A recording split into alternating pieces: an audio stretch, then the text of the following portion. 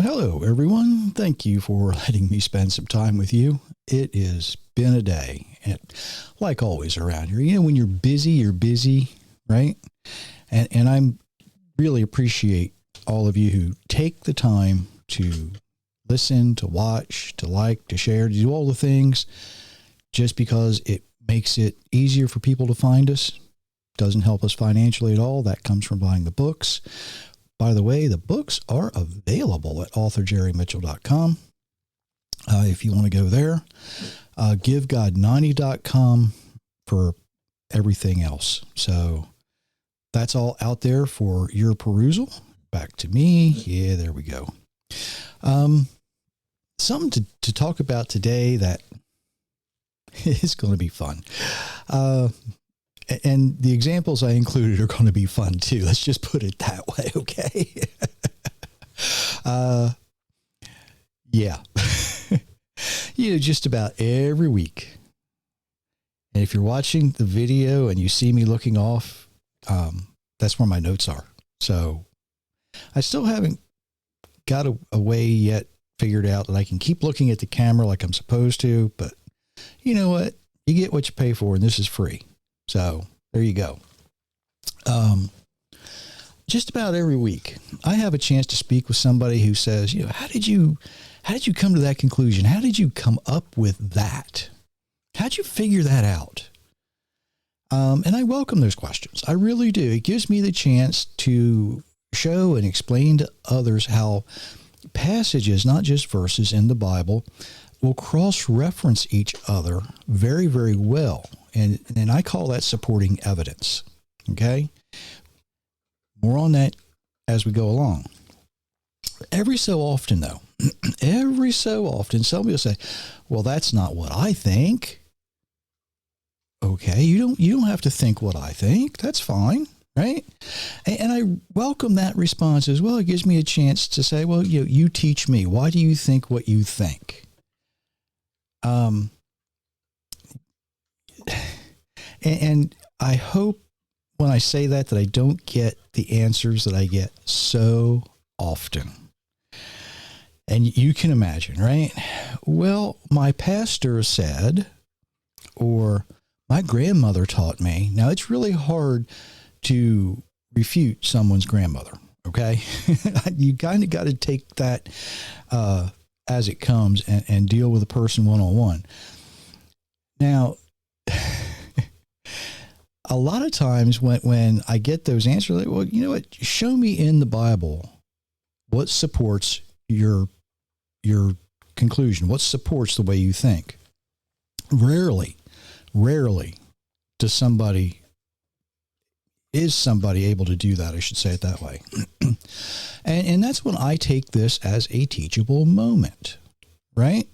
And I explain things to them, and I go back to Deuteronomy 19:15. A lone witness is not sufficient to establish any wrongdoing or sin against a man, regardless of what offense he might have committed. A matter must be established by the testimony of 2 or 3 witnesses. If we apply that same principle to studying the Bible, studying what is written, it puts it back into context. And when we have context, we have everything. That's why I look at the language, I look at the culture, I look at the history, I look at these cross-references, supporting evidence, all of these things. But to use a single verse to build a doctrine is dangerous. And it's dangerous because we're going to miss something far more important than we might realize, right? I'll give you a for instance. Okay, there's a good old Sussex County, Delaware term, a for instance. Myra's mother, like a lot of people, abstained from drinking alcohol, right? And it's probably a good idea for most people anyway. The problem is she tried to hide behind a single verse in the Bible, and that's what she based her doctrine on. That's what she based that particular doctrine on. And of course, I'm speaking about Leviticus 10:9. Do not drink wine or intoxicating drink, you nor your sons with you, when you go into the tabernacle of meeting, lest you die. It shall be a statute forever throughout your generations. I kind of got that through one of the King James translations. That was Myra's mother's go-to Bible, the King James, because Jesus carried the King James Bible on his way to Sunday school. You think I'm kidding? I'm not. The problem using that verse for this is it was specifically for the Levite priests who were going to go into the temple to serve their duty, right? They had jobs to do in the tabernacle at first and later carried over into the temple. But it was specifically for the Levite priest. You see, there's no supporting passages to support abstaining from alcohol. And don't get the wrong idea. Do not get the wrong idea. I'm not advocating for anything here. I'm simply pointing out, if you choose to abstain, it's your prerogative, right? Yeah, that is completely and totally up to you. But you should not attempt to use the Bible as a weapon, or, that you're going to force your opinion, your agenda on others, and you can't use it as a shield either, because you can't use it as a shield if there's nothing in it to support your position. It's just not there. Now, you certainly are entitled to an opinion. You're entitled to your position. But if your position is not supported by the Bible, you're on your own. You are on your own. Make a stand for yourself if that's what you want to do. But that's up to you, right? That is completely and totally up to you. I know people who try to use the Bible to force their beliefs on others for various things, right? The problem is, too often they use it out of context. You might have a good idea, and what you're trying to accomplish may be there, but you're taking things out of context. Remember Jerry Falwell? I think he's the one who coined the phrase marriage is between one man and one woman. Well, in Genesis, before sin entered the world, that was the ideal family unit. But we no longer live in that ideal world. We don't live in that perfect world anymore. Later in the same Bible, you're going to read if a woman is widowed and she has no children, there's the thing. She has to be widowed. She can't have any children. Then somebody, even if they're married, they need to step up, enter into a marriage covenant with that person to care for her needs. That was guaranteed way that the widows would be cared for. And like most other things in the Bible, mankind has corrupted that to a large degree. So, yeah, he was correct. The Bible does describe marriage that way before the fall of mankind. But there's no further supporting evidence for that position. It's just not there. Now, I'm going to throw something in here. It might upset you, so be careful. There is no supporting evidence for homosexual marriage anywhere in the Bible, but that's another lesson for another time. If we try to use a single verse, and that verse is used out of context, we become foolish. Don't believe me? Remember Solomon?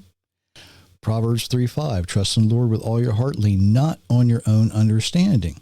Proverbs 28:26, he clarifies this. He who trusts in himself is a fool, but the one who walks in wisdom will be safe. So there you have it. It's foolish to guess at what the Bible is trying to teach us. It's foolish to guess at what the Bible is trying to teach us. You have got to have the passages that witness in favor of each other or that oppose the same thing. When you have more than one verse, more than one passage, and hopefully many more than that, 2 or 3, hopefully, and sometimes there's a lot more, then you can begin to build sound doctrine, and that sound doctrine is going to reflect the Bible, not conflict with it. Many of you know, if you're a regular listener, you know that Myers' father was a pastor. And sometimes he would say things, and I would say, well, where's that in the Bible? Can you show it to me? Can you show me where that is? And he hated that question because he knew what was coming next. Where's the verses that support this? Where's something that supports your position here, right? Where's your supporting evidence? A lot of Christians get caught up in their denominational doctrine or the traditions of man, and they overlook or just flat out disregard what is actually in the Bible. And I stand against that just about every time I speak with somebody who thinks they know the Bible, but they've not taken the time to look for themselves, right? Or they'll stand on one verse, and when I point out to them, well, that's not what that means, and I use the whole passage and many other supporting verses, I'll go back to the language, I'll do all kinds of things, give them probably far more information than they even wanted, when they started. It's kind of like you ask somebody what time it is and they tell you how to build a watch. Yeah, that's with some people, I will do that because that's how you have to do it. There's a lot of traditions among the various worship communities that really have no place being practiced among those who claim the God of Abraham, Isaac, and Jacob. There is a lot of doctrines out there among the worship communities that have no foundational support whatsoever in the Bible. So what do we do? What are we supposed to do? Gee, I'm glad you asked. Don't simply trust your pastor. Don't simply trust your grandmother. And I know she was a wonderful person. And she meant the best. Absolutely. She would never do anything to hurt you, right? But do we just take them at their word, take them at face value? They're people. People can be wrong. I can be wrong. I was wrong once or twice. Yeah, twice. Twice I was really, really wrong. But that's for another time too. You look for yourself. You go dig. There's a tremendous amount of reference material out there today, right? And most of it's free to use. We don't live at a time where we have to go to the library and search through hundreds and hundreds of pages in books to find the answers anymore. Most people have what they need right in their hand right now, and it's available to you. Most of these things are available. They're free. There's some things that you might, have to pay for if you want to, depending on what you're looking for. But this stuff's out there. So the next time you have a question, right? Next time you see something on social media, is that really right? It doesn't sound right. Don't just wonder, right? Stop scrolling, search for the answer. You might be surprised what you find, right? Just be careful, okay? Not everything on the internet is true. Just because it's on the internet doesn't mean it's true. Just because it's in the news doesn't mean it's factual either. And just because somebody said it, it doesn't make it real, unless it's God himself. If God says it, it's real. Trust me, okay? If God says it himself, it's real. Look for the verse that's being referenced. That's a good place to start. Look up the verse, read it, and say, is that really what that says? And then look for the supporting evidence. Look for the supporting evidence. Let me say that again. Look for the supporting evidence. If you see something and that somebody's telling you that this verse points in one direction, look for the supporting evidence. It's important to look for the supporting evidence. It's either in the cross-references, right? Sometimes you have to cross-reference a verse for verse. Sometimes you have to cross-reference passage for passage. Sometimes you have to dig a little deeper.